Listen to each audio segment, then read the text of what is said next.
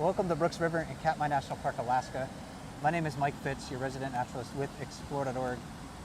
I'm here with Ranger Leon Law from Katmai National Park, and we're going to talk brown bears and salmon for the next hour. This is a play-by-play broadcast, so it's live. We're standing on the wildlife viewing platform at Brooks Falls, and we never really quite know what we're going to see during this broadcast, so we'll do our best to narrate the bear and salmon activity, talk about some of the individual bears that we see at the waterfall, and hopefully give you a better understanding of their behavior and how they're making a living in this wild landscape. Leon, it's great to have you along this evening, and I think it's going to be a fun broadcast. We're actually looking. Mike, I'm a huge bear fan, and having you explain things is such a special thing. What made this bear season so unique to you? What was so special about it? 32 chunk. I know that a few other people on the camp said they saw him, but I have yet to see him this season, and he is generally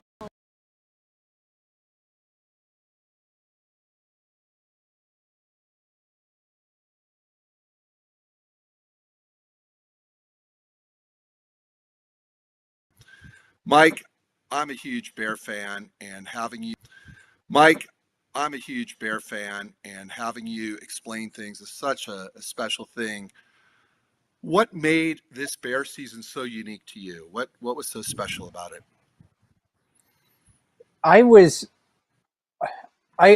This year there were event probably in competition for a mating opportunity.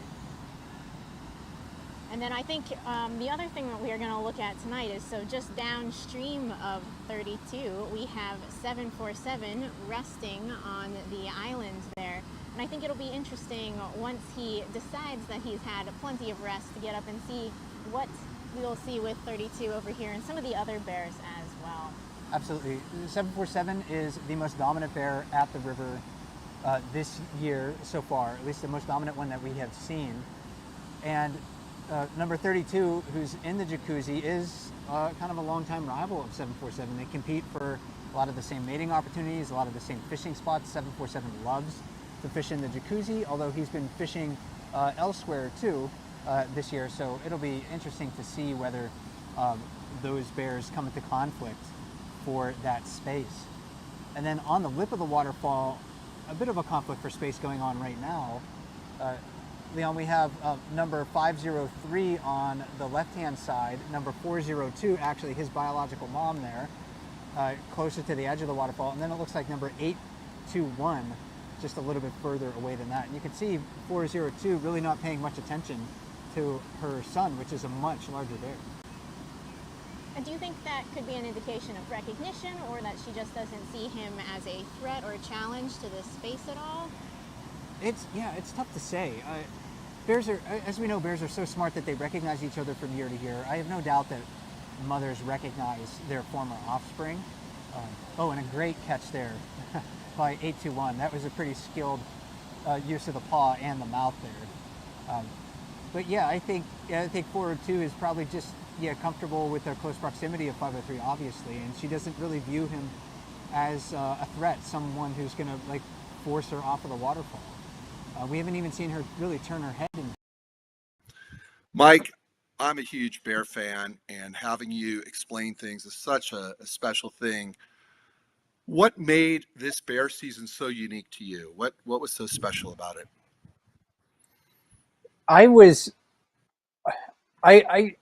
Over by the rock. Yeah, on the far side, another bear cam favorite for a lot of people. That's number 634 Popeye.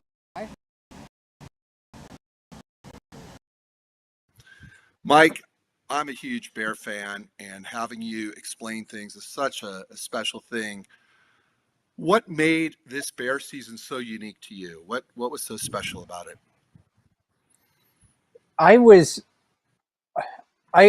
This year there were many things. It's kind of hard to choose, honestly.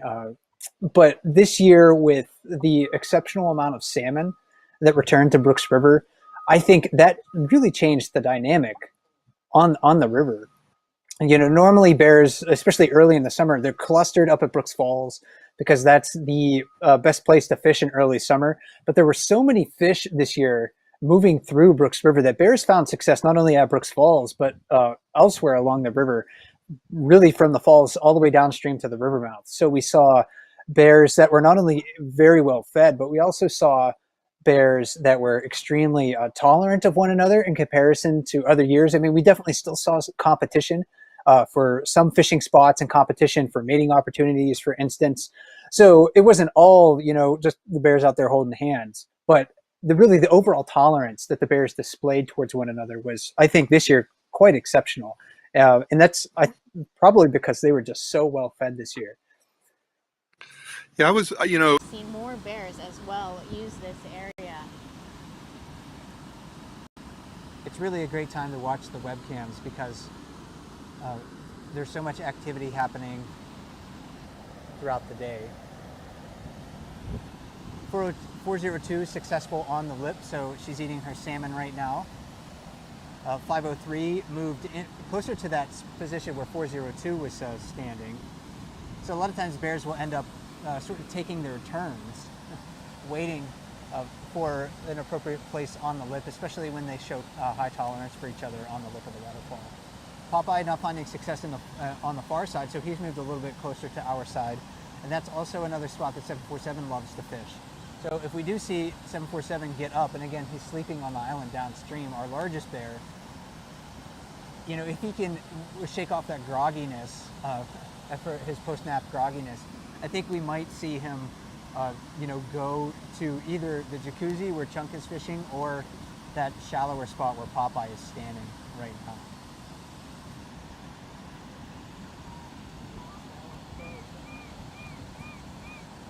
Leon, it's just not bears fishing at the falls tonight, though. Definitely, we're going to take a moment to look downstream here. Yeah, if you look downstream to the riffles now, it's about 100 yards or so down from the Brooks Falls area. We see a couple bears up close and some even further in the background. Yeah, it looks like 151 Walker in the riffles, and he's another one of our more dominant adult males. But he often fishes that riffle spot. It seems to be a pretty productive space for him downriver, and then occasionally we will see him move up, but at this time of the year he's usually fishing at the riffles. Yeah, he really likes that spot. He seems to find a little bit of a niche for himself in that area. There's a bit of a deeper hole right there, and he knows salmon will swim through there, so he does a really excellent job fishing that spot. Further downstream, there's a mother and 2 yearling cubs. That's 128 Grazer moving to the right. And then way downstream, just getting a peek at him through my binoculars earlier, that looks like number 83, another adult male. So bears using a large portion of the river this evening to try and catch salmon.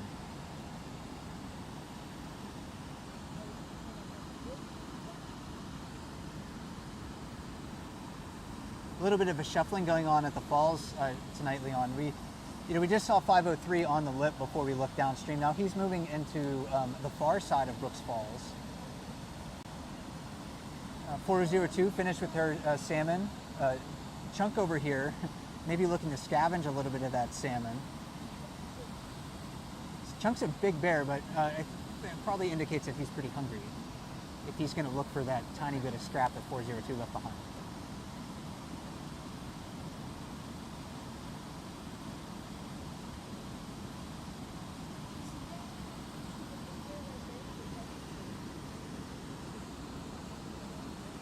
Chunk's moving closer to us, so Leon, we're going to pan in here and take a look at that scar.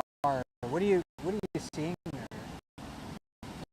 Yeah, it's pretty good. It covers all of the top side and over to the side of his muzzle there. Really distinct overall. And in general, this time of year, we'll see a lot of bears with scars. And we see 747 actually on that has stood up and is looking over in this direction. So yeah, Chunk walking right below us here, and just to be clear, that is a fresh wound on him, fairly deep. He'll likely recover from that. It's almost certain that he'll be fine. Bears are extremely tough. You can see that he has also a lot of other old scars that have healed on him. So Chunk's a competitor. He's a bit, I like to describe him as a bit enigmatic, because he has tendencies of being a very dominant bear, but then there's other times where he's actually very playful. So that's interesting. Now he is paying attention to the approach of 747. 747 got up, is looking in Chunk's direction. These are two fairly equivalently sized bears. I mean, this really is two titans that we're seeing on Brooks River right now. And you can see 747, he stood up, he was urinating, doing a little bit of a cowboy walk, and then he's also walked over to this tree and is starting rubbing against it. So all signs of showing dominance there. I thought he was maybe going to mark that tree a little bit more heartily, but maybe he hasn't quite woken up yet. I kind of or he feels the need not to. Right. Yeah, sometimes they just don't feel like it. And a lot of times that seems to be the case with 747 in particular. Like, he has the ability to displace all the bears that we've seen at the river this year. Sometimes he just doesn't seem like he wants to work that hard. But a giant individual here, 747, probably 1,000-pound bear. I would not be surprised if Chunk is in that, same weight class. Certainly approaching that, upper average for adult males here in Katmai National Park.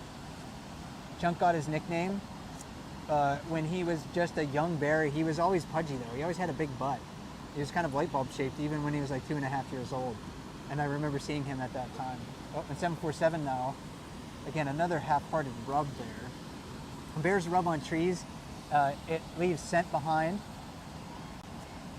But it also can, be a display of fitness to show other bears that they're feeling good about themselves. And sometimes they do it just to scratch an itch. I'm certain that they probably rub on objects to scratch an itch. Chunk moving to the far side of the waterfall right now. 503 is not a small bear, but he's much smaller than Chunk and getting out of the way. Not really wanting anything to do with 32 over there.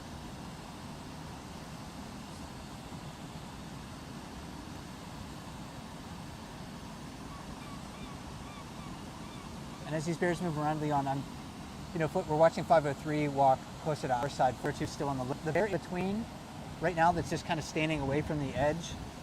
Now that I'm getting a better look at her, I'm fairly certain that's 273. 273? Yeah, I can't recall her really fishing the lip before, but maybe that's just, a spot that's available for her now. I don't remember ever seeing her fish in the jacuzzi either.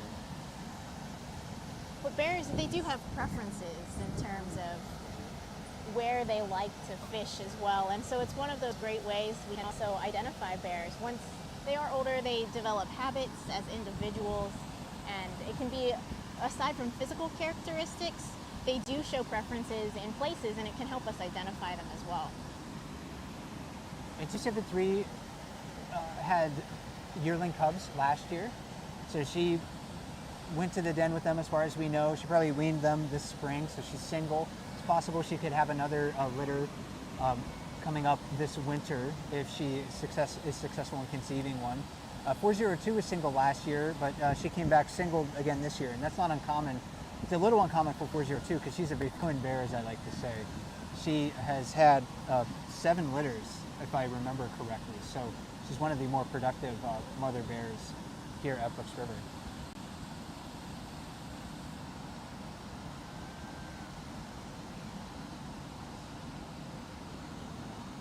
Chunk on the far side over there, and 747 now waking up from his nap a bit more fully, but still pretty slow.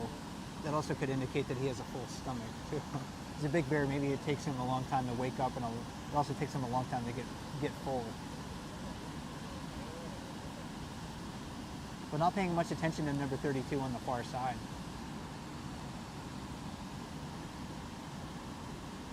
We've only seen a few fish attempting to jump the falls, and I know we did talk a little bit about the fish numbers, and earlier today when I was at the lower river with the sunlight, I was able to really see a good amount of fish in there, but still not the numbers that we usually see for this time of year.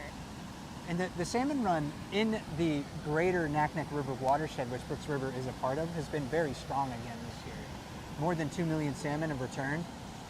So a lot of those fish are just going to different places, and we're not seeing as high numbers here.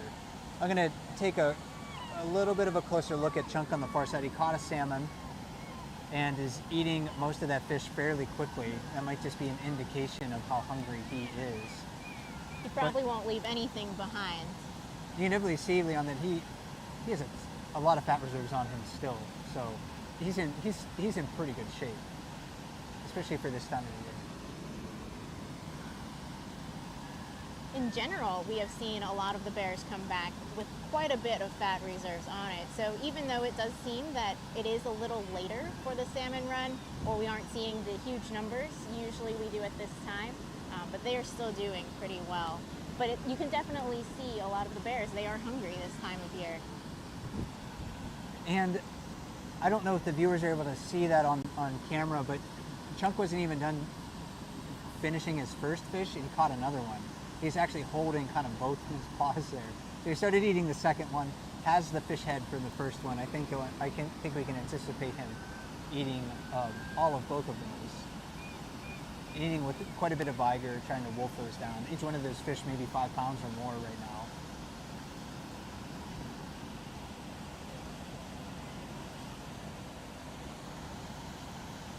Popeye moving into the waterfall once again.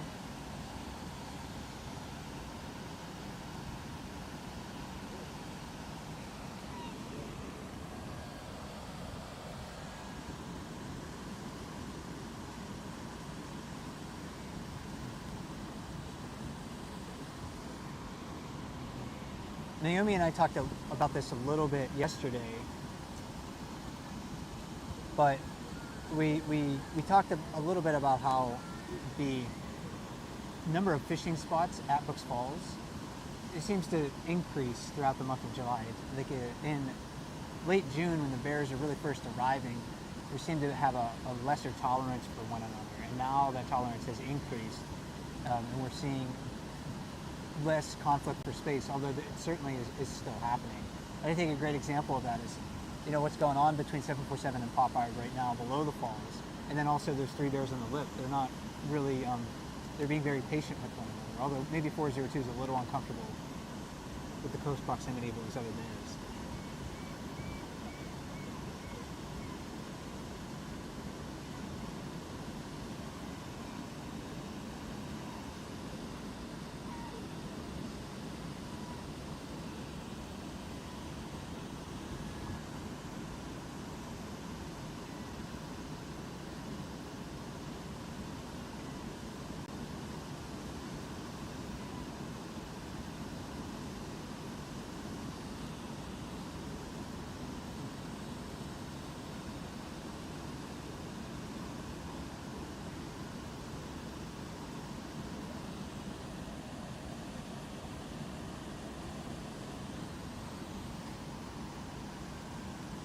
Maybe for a moment here, while things seem a bit stable at the waterfall, we'll go back downstream.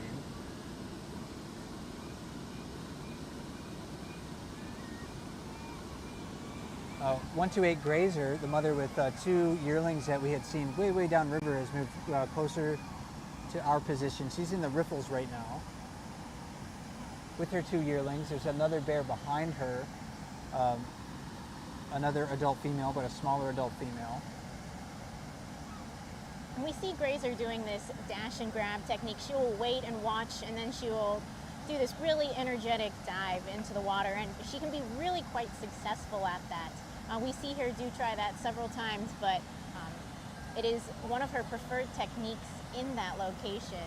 And sometimes she will come up with fish after fish. And behind her, we do see that bear standing. Standing is a great way of looking around. For us up here on this platform, it is a lot easier to see down into the water, whereas standing for them is a great way to gather information. And you've been spending a lot of time down on that Riffles platform. There's another platform downstream of us where we also have a webcam. And you've been spending a lot of time down there watching Grazer. How do her cubs react when she catches a fish? Yes, as soon as she catches a fish, they tend to run over there, and you can really hear them, and I think that is one of the great things.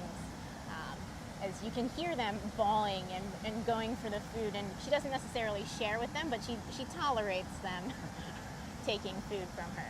Yeah, Grazer really does seem to guard her salmon from her cubs, but if her cubs are able to grab pieces of fish away, she generally lets them, although she works really hard to try to keep it away from them. It's interesting to see. Maybe, I'm hoping that she'll give us an example of that. She'll hold the salmon really close to her body because she wants to eat as much of it as possible. So a lot of times mother bears aren't necessarily sharing food with their cubs. They're merely tolerating their cubs taking food away from them. And when we see her cubs eating this salmon from her, is she also, can you tell us a little bit more if she is nursing her cubs at all, or at this age, or when do they stop? Yeah, she's still nursing her offspring, so as long as cubs are with mother, that they'll nurse, but the frequency of it gets less and less and less as the cubs mature. So these second-year cubs that are with Grazer, they don't really have to rely on mother's milk. Their digestive system is mature enough that they could survive on a diet that doesn't include her milk, but it can be an important part of the diet overall. And that's in contrast to spring cubs. Spring cubs, first-year cubs at this time of the year, are still very reliant on mother's milk for most of the summer. And they might be, at this time of the year, demanding about a quart of milk from mom every day. So if mother has a litter of 3 cubs, I mean, that's a lot of milk that she has to produce, a tremendous energetic burden for them. That it can help you maybe understand why mother bears are typically the skinniest bears at the river. And it seems more so like the cubs, they will take the fish from the mother or they'll scavenge, but do we see them fishing on their own? A little bit, yeah. It's especially later in the year when the salmon start to die after spawning. We'll see the yearlings, especially sometimes even a spring cub, maybe go into the water and get their own fish. But they're still following mom's lead. They're watching, they're learning, and of course mom is largely the provider still. So they're taking advantage of that opportunity as much as they can. But Grazer has typically weaned her cubs after 2 summers. So she'll go to the den with them this winter, and then in the springtime they'll probably be on their own. So they really do have to pay attention. And 2 summers here in Katmai is pretty typical for cubs to stay with their mother. But this year we have seen another sow essentially keep her cubs for what potentially looks like it could be a 3rd summer. And there's another family that's moved into the riffles too. So we have, looks like an adult female walking towards the riffles. And then we have 128 Grazer and her 2 cubs in the riffles. A single adult female, 717, downstream of Grazer. And then there's a pair of bears on the edge of the riffles, and that is number 435 Holly and her yearling. So Holly has a single yearling. Maybe she'll come up to the falls. There's a lot of other, of course, big bears at the falls right now, so she may look to avoid that competition posed by these large adult males up here. Holly's one of our other really well-known bears here at Brooks River. Successful mom, very successful fishing. She tends to be very blimp-like in the fall. She gets very, very fat. And I expect that we'll see that this year too.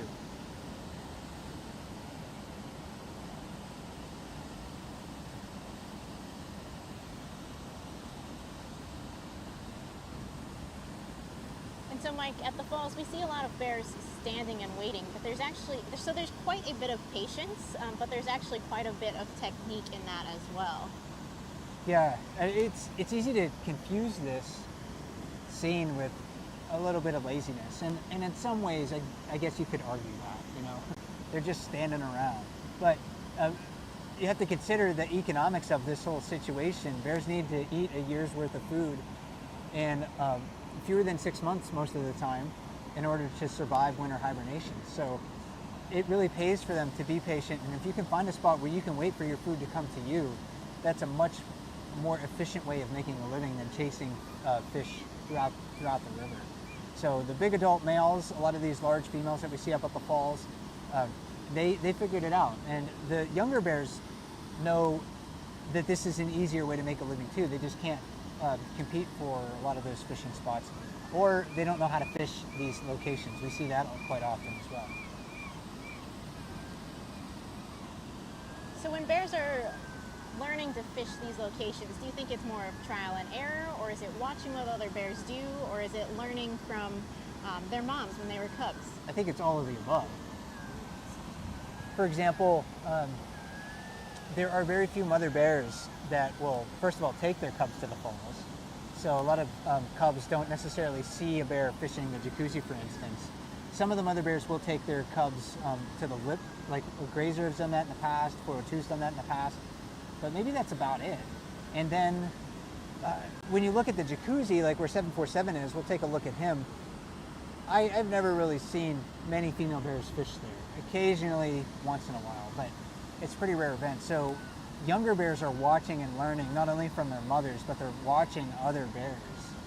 And they can put two and two together in that sense and see bears finding success in different locations and say, hey, you know what, I think I can do that as well. And that's one of the fascinating things to watch for when you see young bears come to the falls. We often focus so much on these big adults, but when we get to see like a sub-adult bear at the falls, it's really a fun thing to see.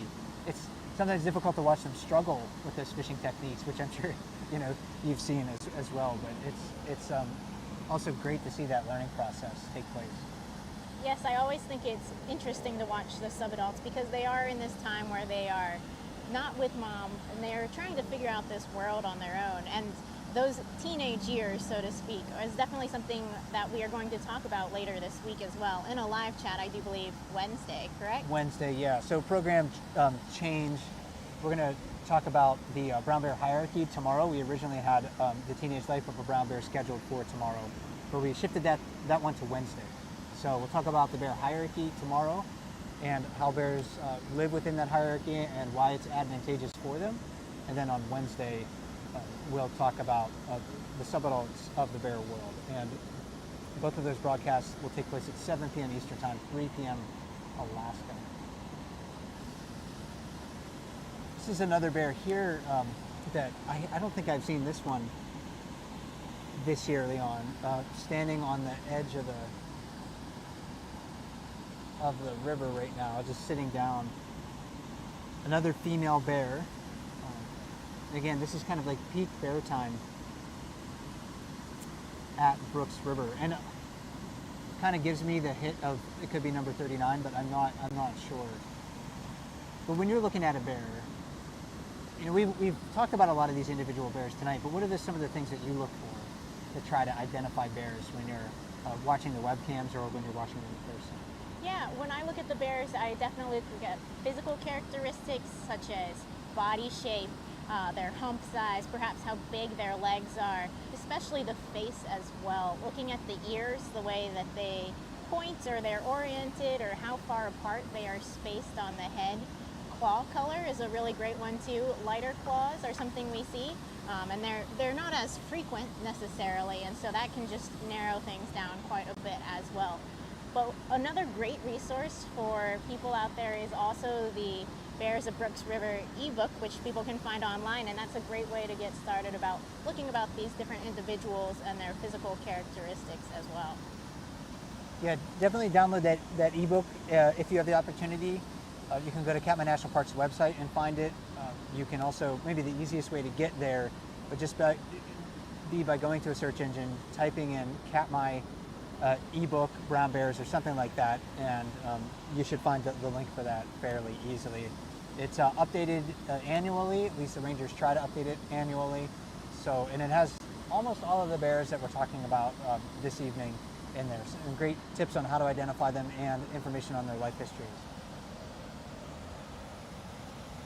And in terms of the numbers of bears, Katmai has perhaps the highest density of brown bears, approximately 2,200. But when we see here, I can count maybe 13, 14 bears or so from here, and that's just a small portion of that. Really, there's so much food in all of Katmai, just not at this particular location as well, but all through the park, that really allows those bears to live in close proximity to each other relative to perhaps some of the other bears we see in other parks like Denali or Yellowstone. Bears in Katmai do face, of course, a lot of competition with each other for food resources, but in a sense they have it a little easier than bears in other ecosystems. Because food resources are so much more plentiful here and denser especially when you consider the number of salmon that's available to them. So Brooks Falls offers, and Brooks River offers bears really one of the first places in the region to fish for salmon early in the summer. And then a lot of these bears, most of them, are going to disperse to other salmon streams coming up at the end of the month and throughout August. And then many of them will return in September to scavenge for dead and dying salmon. So one of the things that allows bears to exist here in such high densities, like you were saying, Leon, is that salmon are available to bears not just at one point and one place and one time, but for really months throughout the summer. It's really incredible.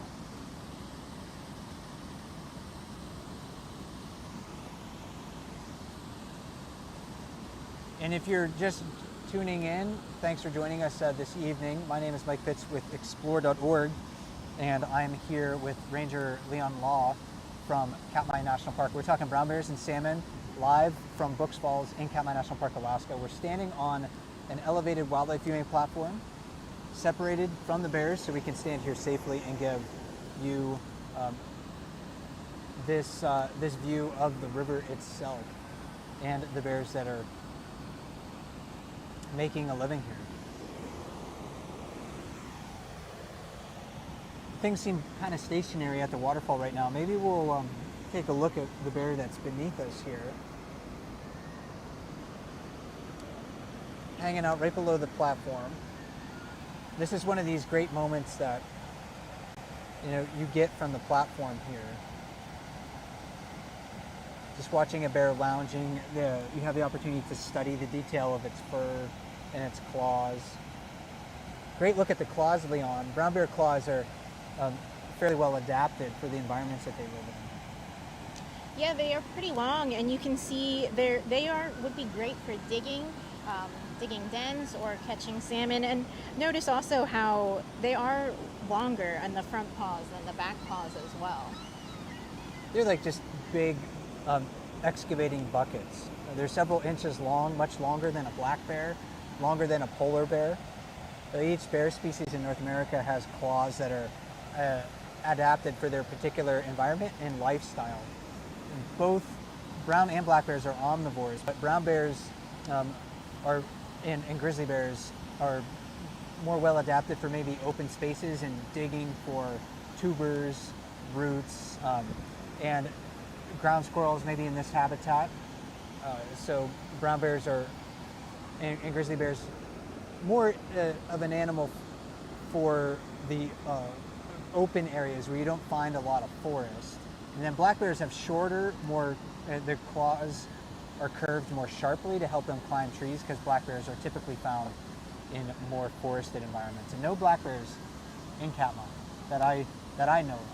Yes, I mean, I have heard a story of one making an appearance, basically running from a brown bear, but not enough to really say we have black bears here in Katmai. Yeah, I think there was maybe just one confirmed sighting of a black bear in the park. Although today I did get confused. There was a bear in shadow across the river that looked extremely dark. And I was like, that bear looks dark enough to be a black bear, but it wasn't. It was just a brown bear in shadow. So again, pay attention to those sorts of tricks of the light, folks. And if you see something also that looks like Sasquatch here, it's certainly a brown bear. 747 now with his first catch of the evening. How much of the fish he eats, I think, will tell us a lot about his relative hunger level.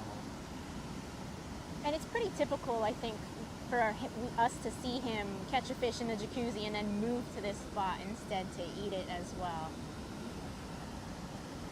You see how pink the flesh on that salmon is? That indicates that the salmon is fresh from the ocean and hasn't spent a lot of time in fresh water. When the salmon reach their spawning site or approach or get close to their spawning site, those pigments from the skin transfer out to, the pigments in the flesh transfer to the skin and also the eggs. So the flesh, when a salmon is spawning, is actually quite pale in color. It's really even a different texture. So that firm flesh that maybe you're used to feeling when you're eating a salmon at home, you're not going to get that on a spawned out salmon. It's going to be very different in color and also in texture. And in this time of year, they also get a lot more calories from this fresh from the ocean salmon compared to the spawned out salmon. We're talking about maybe 4,500 or so per salmon there. Yeah, on average, and that's double the average recommended daily calories. I think that is it the FDA recommends for people. So with each one of those fish, the bears are getting a lot of digestible energy. And 747, he can really put them away. He can eat dozens of fish a day fairly easily. Popeye working hard at the waterfall trying to catch the slippery salmon. Salmon don't give up. I mean, they really are fighting for their life. If Popeye was leaning over there, a salmon jumped and hit him on the back, but he was still successful anyway, so. Didn't bother him the least bit there. We recognize Popeye. He has a slightly upturned muzzle. He has a very brown bear or grizzly bear look about him. He's one of those like archetypal, I think, brown bears. Shoulder hump, rounded dinner plate shaped face, prominent muzzle on him. He got his nickname because he has big furry forearms. It's not as noticeable now, but when he was a younger bear, when he was in those teenage years, in his subadult years, he had really big furry forearms. So that's how he got his nickname. So him and 747 still munching on their fish. 83 standing kind of in the middle of the waterfall looking upstream, and then Chunk on the far side there. Still haven't seen 747 interact with Chunk, although, this is, as far as we know, the first time they've been together at the river this year. Maybe Chunk came last night and they interacted out of my line of sight, certainly, or interacted out of the cam's line of sight, but we haven't really seen those two bears engage with one another.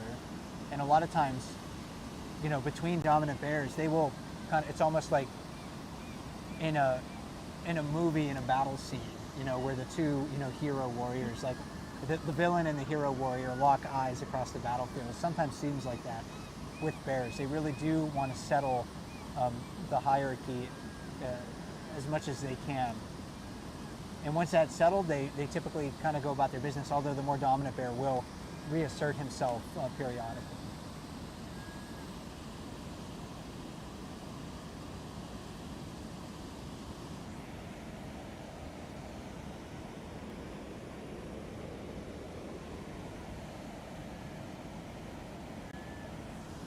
And 747 moved back into that jacuzzi spot, so I wouldn't be surprised if we see another success from him there. And in that spot, they really aren't fishing by sight at all, because you really can't see there. The water is too aerated. Every once in a while, you will see him put his face in there, but usually they are fishing by feel and waiting for those salmon to bump into them. Again, coming back to that waiting technique and waiting for the food to come to you, essentially.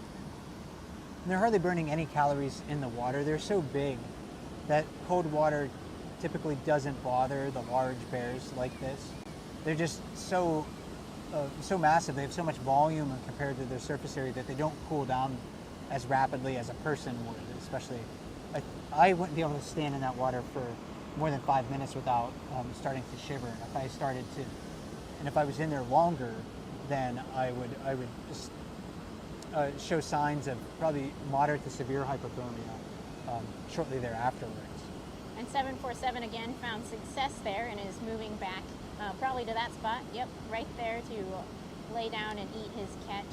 Yeah, he loves to move just to a little bit of shallower water to lay down and eat his salmon. Chunk also caught a fish too. Again, he's on the far side near the boulder. And one of the things that we see him doing frequently is when he catches a salmon over there, he likes to get into that sort of lee side, that downward side of that boulder where there's a little less water. Maybe he doesn't like the water splashing in his face or something, where he tries to hold his ground and eat his salmon over there. A lot of bears don't like to, sometimes we'll see them vacating their fishing spots if they're feeling uncomfortable with like the pressure or the competition posed by other bears. A lot of the big dominant bears will try to stay as close to their fishing spot as possible while they're eating it, to maybe hold that position as much as they can.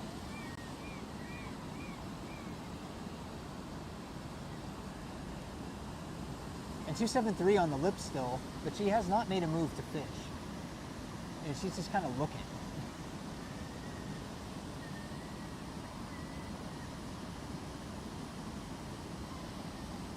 And that's a spot, you know, she's not going to be successful there. Salmon jump just a little bit further towards the middle of the falls, and they're not going to swim in her direction. They're going to be moving directly upstream when they are successful in jumping. So maybe she's trying to work up the motivation. Maybe she is eyeing the competition near her and she's not too comfortable moving closer to the edge of the waterfall.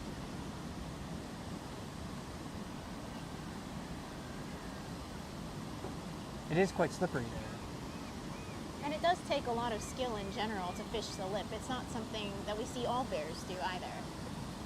A lot of skill, a lot of strength to stand there, a lot of coordination, basically eye-mouth coordination, sometimes, eye-paw coordination instead of hand-eye coordination, as we would call it in people.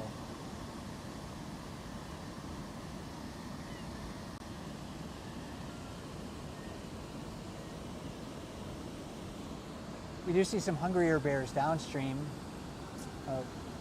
perhaps looking to capitalize on the opportunity to scavenge a bit of 747's catch. 747 on the left side of your view. Looks like maybe 807 on the island. And maybe 505 standing in the middle of the river. Those are two smaller bears, obviously, than 747. 505 is an adult female. She's had at least one litter that we know of. 807 is a young adult male. So he's still trying to, find a niche at the falls, practicing his fishing techniques as best he can. And we do see her moving forward to see if perhaps 747 left any scraps.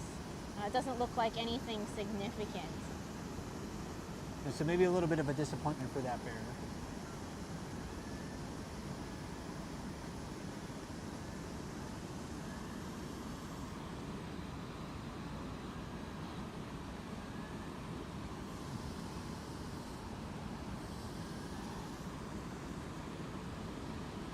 Maybe another adult female on the far side. I'm not sure if we've seen her during our broadcast. And again, this identification I'm not 100% sure on, but that might be could be number 901, if I have that number correct. It's an 01 if it's the right bear. Grizzled fur, pointy muzzle. Maybe she'll come closer and give us a better look.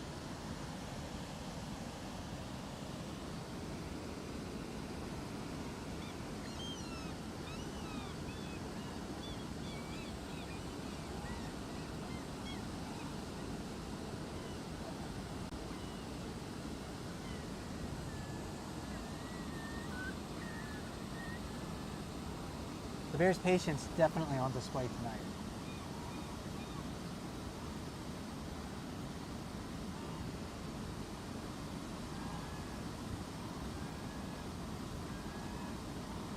And when you look here at the falls, we do see a fairly high concentration of bears, but for people who are following the cams, if you look at the lower river, occasionally we'll see some bears there, but never this many. And a lot of that has to do with how productive this area can be because it creates these natural obstacles for salmon. Whereas in the lower river, especially right now, the water level is pretty high, and so fishing there can be really difficult. Those high concentrations of salmon, they aren't in the lower river, and they have a lot more space to move out, so it's not easy fishing there. Even though we do see salmon there, it's not easy fishing compared to here. Yeah, that's a great point. I mean, it's the topography of the waterfall that provides bears this opportunity right now. If Brooks Falls were not here, if this was just this kind of a steady gradient, there would be probably far fewer bears using the river. Because downstream, the salmon have so many more escape routes. It's the waterfall and the salmon making mistakes at the waterfall that provides a lot of these bears with the opportunity. And of course, in the riffles, bears are doing kind of like the same thing. They're taking advantage of the mistakes that salmon make, the vulnerability of salmon in shallow water. That's probably why, yeah, we don't see also bears fishing the larger Naknek River, where all of these fish are coming from. The Naknek River drains into Bristol Bay, so salmon coming from the ocean have to swim through Naknek River and Naknek Lake to get here. It's about a 60-mile journey to Brooks River, and half of that is through Naknek River, and that's a giant river. Bears will go there to scavenge fish, but they know it's just not worth their while unless they're finding a lot of dead and dying salmon.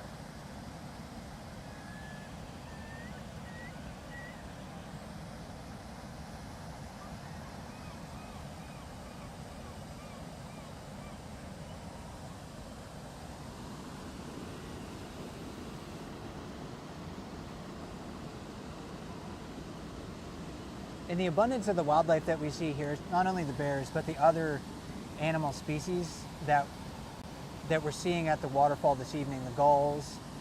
We have some mergansers as well. The mergansers that are diving in the water. All of these animals are here taking advantage of salmon in some form. The gulls, maybe they're catching a salmon fry occasionally, but really they're looking to scavenge dead and dying salmon, or excuse me, dead salmon and scraps that the bears leave behind. The mergansers are eating a lot of salmon fry in the river and trout fry and small trout.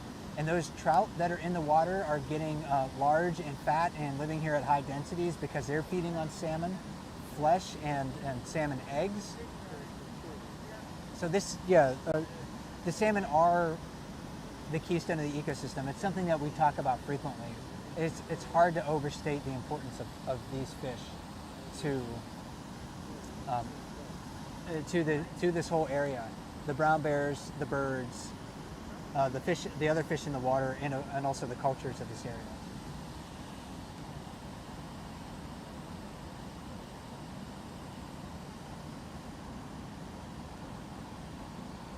So there goes number 32 on the far side, once again with the fish. Eating it in that same place.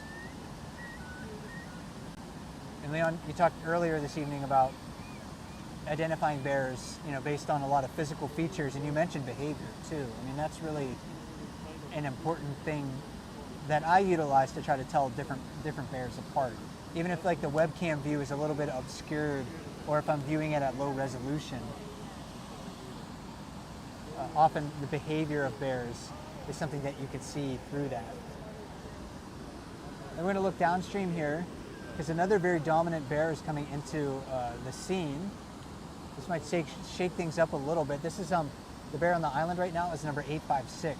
If you're not familiar with his story, he was the river's most consistently dominant bear for about a decade.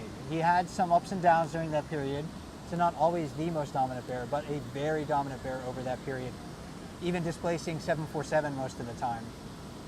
But this year, the roles really have reversed from the interactions that I've seen. But 856 moving towards the jacuzzi right now, kind of in a pretty confident manner. Now he's paused just a little bit. Maybe he recognizes who's in the jacuzzi.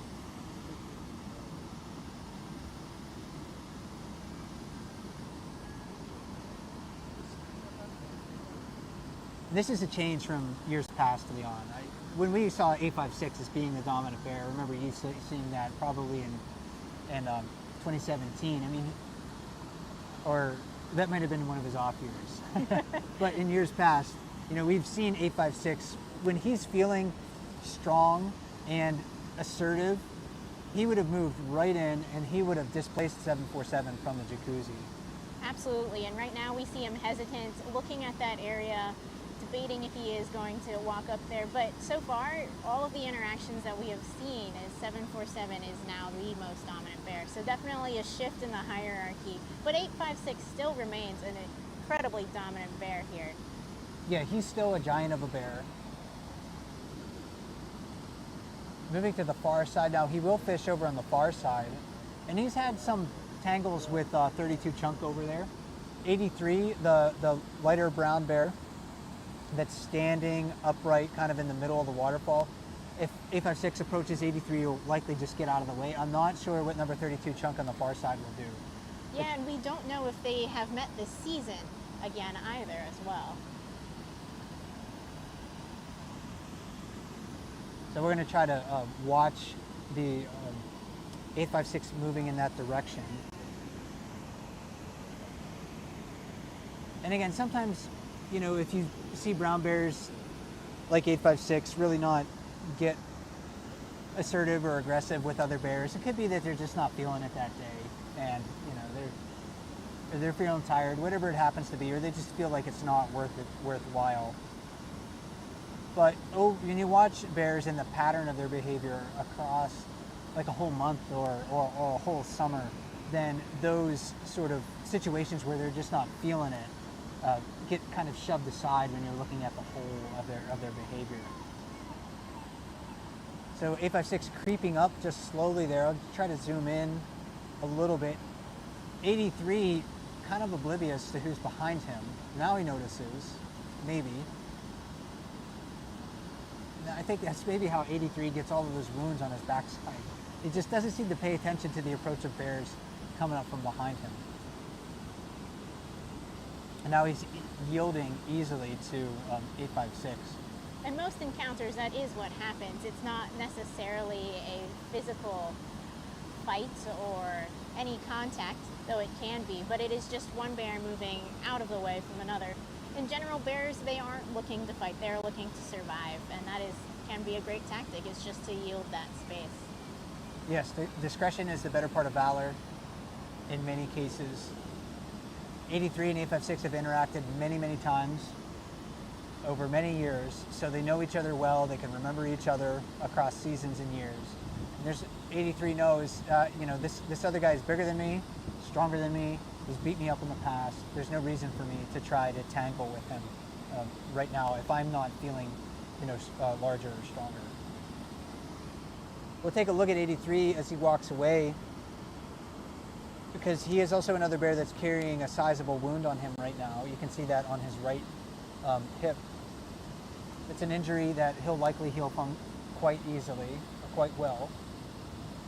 It's probably painful for them, but bears, you know, they don't receive any veterinary care here, no medical attention from humans. They don't receive any supplementary food, so they really have to survive on their own wits, their own instincts.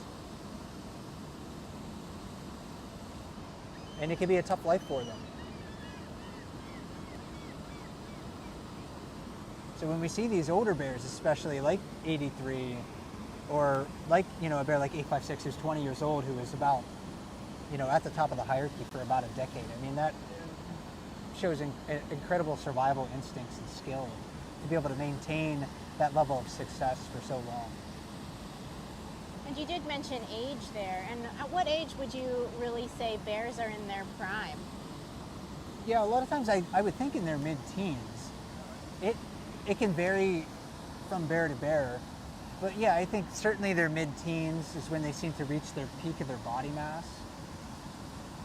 And because there's so much food available to bears in Katmai National Park, both adult males and females will continue to grow well into their teens. And that's something that is different from bears in other ecosystems where they have to work harder for food. If you're making a living on vegetation, your maximum body size is just going to be smaller, because you just have, it takes a lot more work to gain enough calories to survive on vegetation versus salmon, for instance. And in some ecosystems, once a female reaches reproductive age and starts reproducing and supporting cubs, like in Glacier National Park, for instance, or the Canadian Rockies or Denali, especially in northern Alaska, the growth rate of female bears just plateaus once they reach reproductive age, because they can't afford to gain body mass and raise offspring at the same time. They're just not finding enough food. But here in Katmai, although a female's growth rate will slow once she starts having cubs, it will still continue to rise really through their teenage years. So again, another indication of how rich this ecosystem is.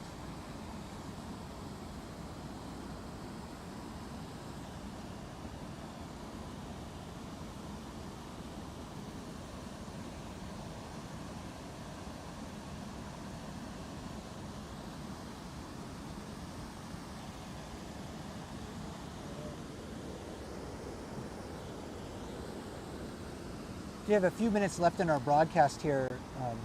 I think I might try to take a look at this bear that's sitting down near the platform where we're standing. We haven't looked over here yet today. And I'm not sure who this bear is. We were talking before the broadcast.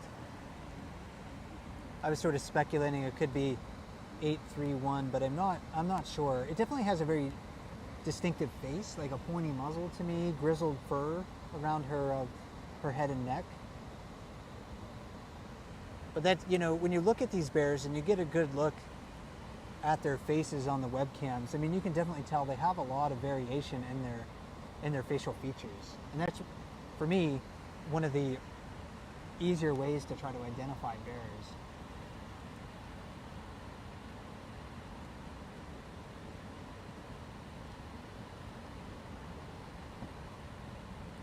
And we see here eating vegetation, and for smaller bears it can definitely be beneficial, whereas larger bears eating vegetation it's much harder for them to gain any kind of weight. It's not like having salmon and having that huge fatty caloric intake. Right, the larger bears are certainly gaining micronutrients that they probably can't get from salmon by eating vegetation. But a younger bear like this, if it eats the right type of vegetation, especially young tender vegetation, it could gain body mass on that veg.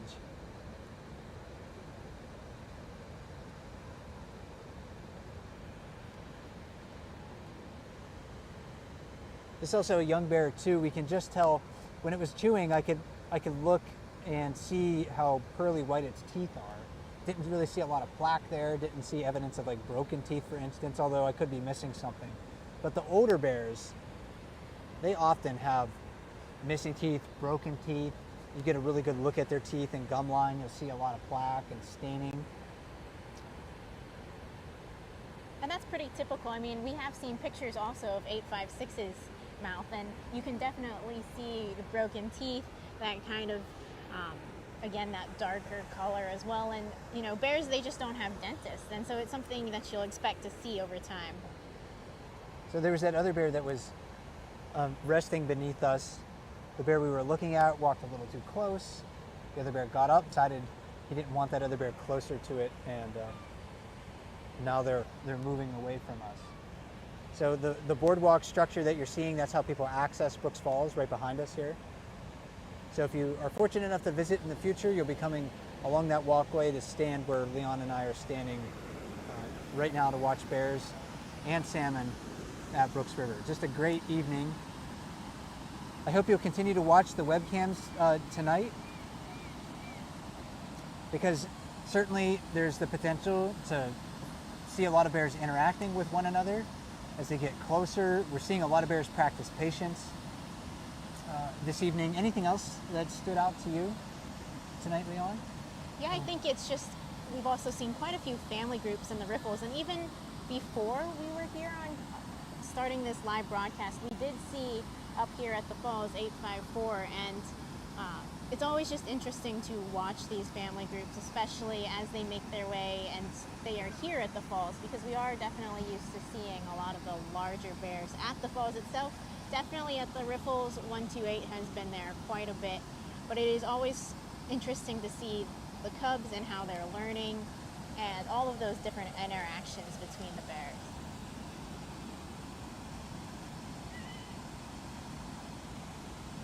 Yes, with the higher water level down at Naknek Lake, where Brooks River empties into the lake, that has reduced opportunities for bears to fish down there.